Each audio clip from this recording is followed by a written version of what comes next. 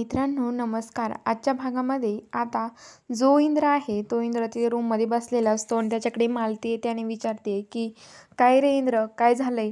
तुझं आणि राणीचं खरंच काही झालं नाही ना? आणि काय रे, काय चालू आहे तुमचं? तर आता लगेच तो म्हणतो की काही नाही. तर मग लगेच आता ती विचारते काही आहे का तुमच्या दोघात? तर इंद्र म्हणतो की नाही. हे बघ आई, मी तुला खरं सांगू का, मी त्या राणीला आहे ना त्या मग गॅलरीत झोपायला सांगतो. तिची लायकी पण नाही या रूममध्ये झोपायची. तर आता लगेच मालती म्हणतोय की हो, खरंच तू माझा मुलगा आहे आणि त्या मोलकरणीची लायकी तर तीच आहे ना, असं ती मालती म्हणते. आणि आता मालती म्हणते ठीक आहे, पण चल खाली तू, असं म्हणते आणि मालती तिथून निघून जाते. तर आता इकडं जो विक्रांत आहे तो विक्रांत घरी येतो आणि त्याला आता जी उर्मिला आहे ती सांगत असते की हे बघ विक्रांत, तुला मी सांगते, इंग्रजीत राणीला भिजवत होता. अर्धा इंग्रजीत तो विक्रांत असतो, तो म्हणतो की हे बघ, असंच हे दोघं असं वागणार नाहीये. इंग्रजीतच्या मनात नक्कीच काहीतरी सुरू आहे. तर उर्मिला म्हणते की ते काय सुरू आहे ना ते आपल्याला शोधून काढावं लागेल. तर आता इकडं जी काकी असते ती काकी त्या राणीचे केस कोरडे करून देत असते आणि तिथे चिकू पण असते. चिकू म्हणते की राणी तुझे केस खूप भारी आहेत हा.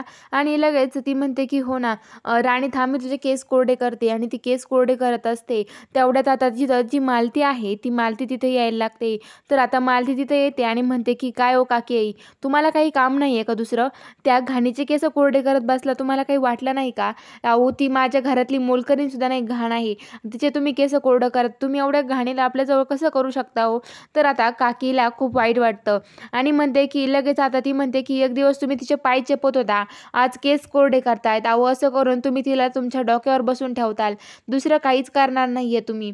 कशाला तिला तुमच्या डोक्यावर बसून ठेवताय तुम्ही? तिला डोक्यावर अजिबात बसून घेऊ नका, असं ती मालती सांगते. तर आता लगेच राणीला खूप वाईट वाटतं आणि राणी लगेच असा मूड ऑफ करते आणि खाली बघत असते. तर आता मालती म्हणते की हे बघा काकी आई, असे नाटकं आता बस झालेत, आता इथून पुढे हे नाटकं करायचे नाहीत. तर आता इकडं सगळेजण जेवण करून बसलेले असतात हॉलमध्ये.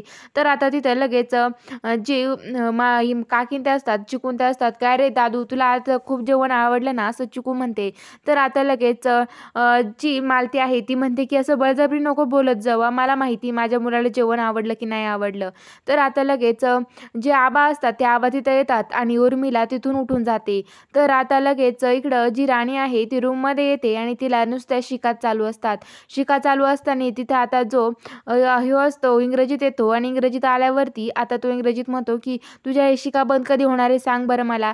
तर आता राणी म्हणते की काय हो इंग्रजीत सर, तुम्हीच मला भिजवलंय आणि तुम्हीच मला विचारताय शिका कधी बंद होणार आहे? अहो आता मला ते शिका सुरू झाल्या ना एक तर लवकर बंद होत नाही, असं ती राणी म्हणते. आणि आता राणी तिथे कपड्यांच्या घड्या घालत असते. तर आता इंग्रजी तिथे काम करता करता त्याला झोप लागते आणि त्याच्या हातातलं पेन वगैरे सगळं तसंच राहतं.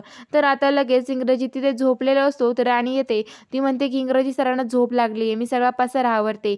आणि ती सगळं तिथे आवरत असते तेवढ्यात राणीला इंग्रजीच्या हातला पेन काढते आणि राणीला शिक येते. तर लगेच इंग्रजीत उठतो आणि म्हणतो की काय चाललंय तुझं, हे बंद करणार आहे की नाही तू?